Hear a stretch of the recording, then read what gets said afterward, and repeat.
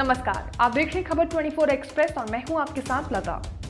7 विधानसभा सीटों पर जमी अलग अलग दलों की सत्ता, कहीं बीजेपी की रही धूम तो कहीं टीआरएस ने जीता मुकाबला। आइए विस्तार में जानते हैं उपचुनाव का रिपोर्ट कार्ड। 3 नवंबर को देश के 6 राज्यों की 7 विधानसभा सीटों पर उपचुनाव हुए थे, जिसका परिणाम देश में उत्सव की तरह मनाया जा रहा है। उत्तर प्रदेश के गोला गोकर्णनाथ, बिहार के गोपालगंज, उड़ीसा के धामनगर और हरियाणा के आदमपुर सीट पर भाजपा ने अपना कमल खिलाया। वहीं बिहार की मोकमा सीट पर आरजेडी का दबदबा दिखा।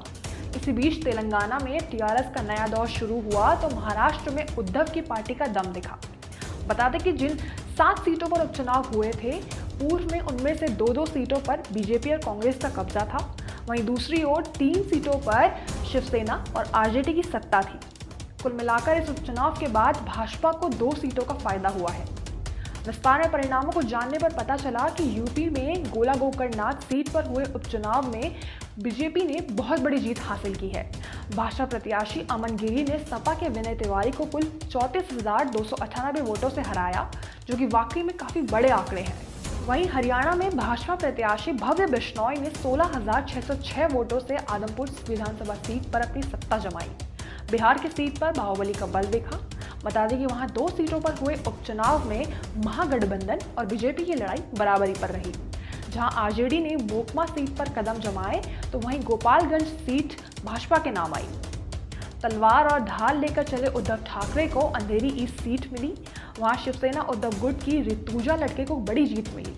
दरअसल लटके के खिलाफ सिर्फ एक निर्दलीय प्रत्याशी ही मैदान में था और कहीं ना कहीं लटके को कांग्रेस और एनसीपी का समर्थन भी था। वहीं जहां नॉर्थ में भाजपा का जादू चला तो यानी साउथ यानी तेलंगाना में मुनुगोडे विधानसभा सीट पर हुए कड़े मुकाबले में टीआरएस ने भाजपा को हरा दिया। अहम बात आपको बताते चलें कि बीजेपी विधायक विष्णु चरण सेठी की निधन होने पर उड़ीसा के धामनगर विधानसभा सीट पर उपचुनाव कराया गया था, जहां दिवंगत विष्णु चरण सेठी के बेटे सूर्यवंशी सूरज ने बीजेपी की ओर से जीत दर्ज की। वहीं पूरे उपचुनाव में सबसे अच्छी बात ये रही कि इस बार वोटर्स की संख्या में इजाफा दिखा, जिसके साथ सबसे ज्यादा यानी 77.5 वोटिंग तेलंगाना की विधानसभा सीट पर दर्ज की गई। तंजानिया में बीते दिन बड़ा विमान हादसा हो गया, जहां प्रेसिजन एयरलाइन का एक यात्री विमान सीधा विक्टोरिया झील में क्रैश हो गया। घटना में अब तक 19 लोगों की मौत की खबर है।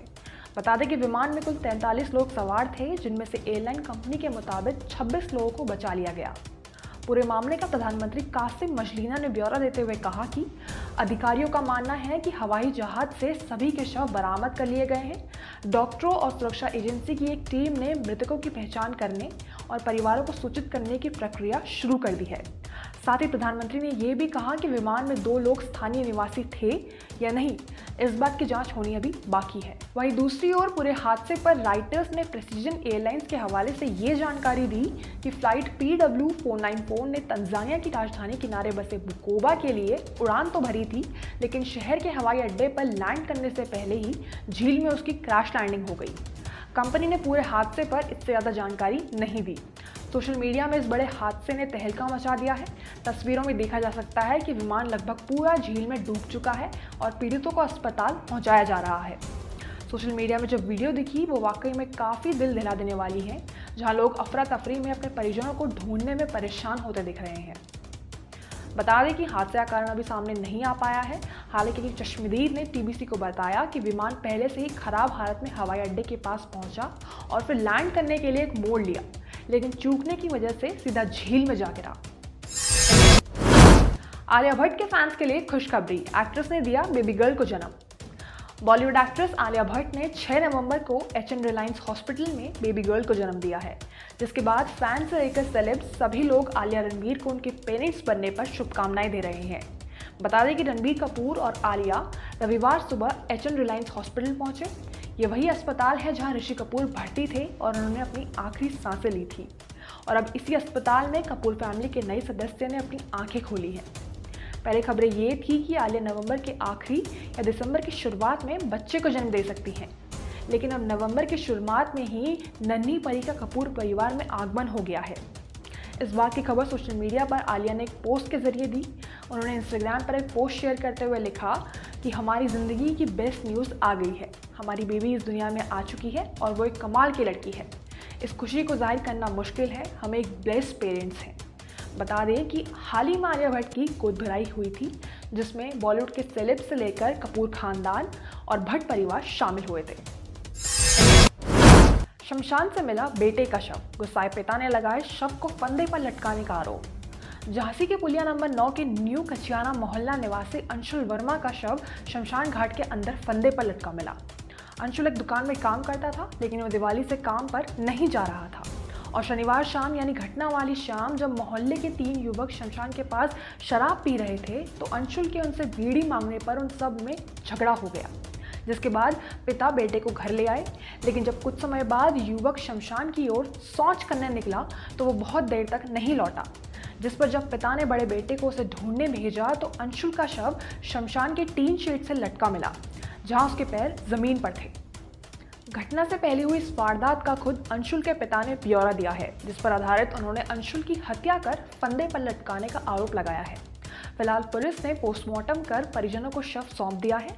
बता दें कि पिता के ये बताने पर कि झगड़े के बाद आरोपी के परिजनों ने उनके घर पर आकर गाली गलौज की और आरोपी युवक फिर से शमशान के पास शराब पीने लगे। प्रेमनगर थाना प्रभारी संजय शुक्ला ने मामले के विस्तार में जांच का आश्वासन दिया है। साथ ही उन्होंने बताया कि चूंकि अंशुल नशा करता था और पहली नज़र में मामला सुसाइड का दिख रहा है, तो पूरी स्थिति केवल पोस्टमार्टम से ही स्पष्ट होगी। आंसू सूखे भी नहीं थे और चिता की आग बुझी भी नहीं थी, मगर जिसका अंत हो चुका था वो कानून का दायरा था। एक और हत्यारा जिसे आरोपी घोषित नहीं किया गया वो सुप्रीम कोर्ट का न्याय था। उम्मीदों के सहारे एक माँ ने 10 साल की जंग लड़ी, बेटी को इंसाफ दिलवाने के लिए हर परेशानी झेली, आर्थिक समस्या से लेकर जिंदगी में हर हार देखी, लेकिन इस सब के बावजूद वो टूटी नहीं। तो फिर क्या था वो सुप्रीम कोर्ट का फैसला जिसने इस योद्धा, इस माँ को तोड़ दिया? सुप्रीम कोर्ट ने सोमवार को एक हैरतअंगेज फैसला सुनाया। गैंगरेप और हत्या के आरोपियों को बाइज्जत बरी कर दिया। ये फैसला उस बच्चे के दुर्भाग्य को दर्शाता है जिसने सपनों की दुनिया देखी तो सही, मगर कभी उसे बसा नहीं सकी। न्याय की उम्मीद की तो सही, मगर अंधे कानून की मंशा समझ ना सकी। बता दें कि पूरा मामला 2012 का है, जब 19 साल की कल्पना को दिल्ली के छावला से किडनैप कर हरियाणा के रेवड़ी ले जाकर 3 दिन तक उससे गैंगरेप किया गया। मालूम हो कि आरोपियों ने अंत तक दरिंदगी दिखाई। उन्होंने पीड़िता के चेहरे पर एसिड डाला, उसके बाद उसके बदन को गर्म लोहे से दागा गया और जब पुलिस को उसका शव मिला तो उसके प्राइवेट पार्ट में शराब की बोतलें भी मिली। सुनने में ही रूह कांप रही है, तो जिस पर बीती होगी सोचिए उसकी हालत क्या होगी। अगर यही सवाल न्यायपालिका एक बार खुद से कर लेती तो शायद आज जवाब कुछ और होता। 10 साल अपनी बेटी के लिए इंसाफ की लड़ाई लड़ रही माँ ने जब ये फैसला सुना तो वो ठीक से रो भी नहीं पाई। उन्होंने कहा कि कई मुश्किलें हम पहले से ही झेल रहे थे, पर अदालत का यह अन्याय वाकई में असहनीय है। ऐसी दरिंदगी को देखते हुए भी अदालत ने ऐसे दरिंदों को छोड़ दिया। इस दुख ने मुझे तोड़ दिया है। बता दें कि मामले पर पहले ही लोकल कोर्ट और फिर दिल्ली हाई कोर्ट ने तीनों आरोपियों को फांसी की सज़ा सुनाई थी, लेकिन जब आरोपियों ने सुप्रीम कोर्ट में अपील की तो सुप्रीम कोर्ट ने पीड़ित परिवार को हैरान कर आरोपियों को बाइज्जत बरी कर दिया और बिना कोई कारण बताए या ये बताए कि किस आधार पर यह फैसला लिया गया है, सुप्रीम कोर्ट ने उन्हें रिहा कर दिया। इस देश में यह अपराध लगातार समय के साथ बढ़ता जा रहा है। किताबों, फिल्मों में जहां इस पर कैपिटल पनिशमेंट की बात की जा रही है, तो वाकई में इस घोर अपराध के लिए आरोपी बाइज्जत बरी हो रहे हैं। हिंदुत्व पर एक और विवादास्पद बयान, कांग्रेस नेता के बिगड़े बोलों की खुद कांग्रेस पार्टी ने की निंदा। कर्नाटक प्रदेश कांग्रेस अध्यक्ष और कर्नाटक सरकार के पूर्व मंत्री सतीश लक्ष्मण राव जारकीहोली ने हिंदू शब्द के मतलब को बेहद गंदा बताया है। बेलगांव जिले में एक कार्यक्रम के दौरान जारकीहोली ने विवादास्पद बात कही। उन्होंने कहा कि जो लोग हिंदू धर्म की बात करते हैं, क्या वो जानते हैं कि हिंदू शब्द आखिर आया कहाँ से है, ये हमारा है या नहीं। ये तो एक पर्शियन यानी कि एक फारसी शब्द है जो कि Iran, Iraq, Pakistan, Kazakhstan, Uzbekistan से आया है। फिर हिंदू शब्द इन लोगों का कैसे हो गया? इस पूरे मामले पर विस्तार से चर्चा की जानी चाहिए। जारकीहोली ने अपने बयान को मजबूती देने के लिए आगे कहा कि अगर मेरी बातों पर भरोसा नहीं है तो इसे विकिपीडिया पर देखो। ये शब्द इन लोगों का नहीं है, न जाने लोगों ने इसे सर पर क्यों चढ़ा रखा है। बयान खत्म होते ही, कार्यक्रम का अंत होते ही भाजपा ने कांग्रेस पर हमला बोल दिया। बीजेपी ने इस बयान को वोट बैंक का उद्योग करार दिया। बीजेपी प्रवक्ता शहजाद पूनावाला ने कहा कि सतीश जारकी होली ने हिंदुओं को भड़काते हुए उनका अपमान किया है। ये संयोग नहीं है, बल्कि इससे पहले शिवराज पाटिल भी ऐसा ही कुछ कर चुके हैं। ये सिर्फ वोट बैंक का उद्योग है। विश्व हिंदू परिषद के नेता विनोद बंसल ने कांग्रेस पर तंज कसा और कहा कि कांग्रेस अब डूबती नैया है, अब इसका कोई खेवैया नहीं है। मालूम हो कि इस पूरे मामले पर खुद कांग्रेस पार्टी ने भी बयान की निंदा की है। कांग्रेस महासचिव और कर्नाटका के प्रभारी रणधीर सुरजेवाला ने जारकी होली का बयान दुर्भाग्यपूर्ण और खारिज करने योग्य बताया। उन्होंने कहा कि हम भी इसकी निंदा करते हैं। कांग्रेस पार्टी हर धर्म का सम्मान करती है। साथ ही उन्होंने हिंदुत्व को जीने का अंदाज और एक सभ्यता बताया। कांग्रेस और भारत जोड़ो यात्रा को बड़ा झटका। बेंगलुरु कोर्ट ने ट्विटर हैंडल को ब्लॉक करने का दिया आदेश। याचिकाकर्ता के कॉपीराइट एक्ट के तहत मामला दर्ज करने पर कोर्ट ने सोमवार को यह फैसला सुनाया। MRT म्यूजिक ने कांग्रेस पर यह आरोप लगाया कि भारत जोड़ो यात्रा की मार्केटिंग वीडियोस जो कि ट्विटर पर पोस्ट की गई हैं, उसमें KGF चैप्टर 2 के साउंड रिकॉर्ड्स का इस्तेमाल किया गया है।